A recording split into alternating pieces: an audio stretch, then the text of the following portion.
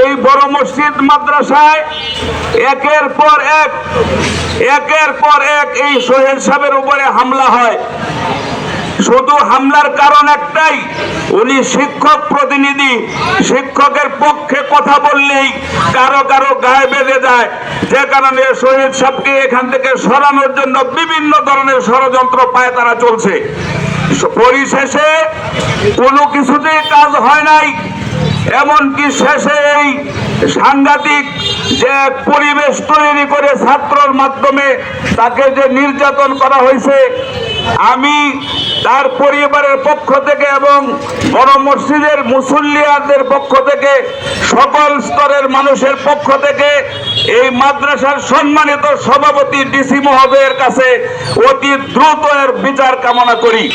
বড় মসজিদের উপর যেতে আসা আব্দুল হক সাহেব, তিনি তার পালিত গুন্ডা বাহিনীর দ্বারা, লেলিয়ে দেওয়া গুন্ডা বাহিনীর দ্বারা গত 27/10/2025 তারিখ রাত 8:30টায় বড় মসজিদ জামিয়া ফজলুর রহমানের সমস্ত শিক্ষকদের, যিনি সুখ দুঃখের কর্ণধার, শিক্ষক প্রতিনিধি হাফেজ শহীদ সাহেবের উপর কেন হামলা করা হয়, এই প্রশ্নের জবাব আপনাদের সকলের কাছে দেওয়ার জন্য তথা আপনারা সকলে আব্দুল হক সাহেবের কাছে এই প্রশ্নের জবাব চাবেন, কারণ এই প্রতিষ্ঠান আপনাদের সকলেই।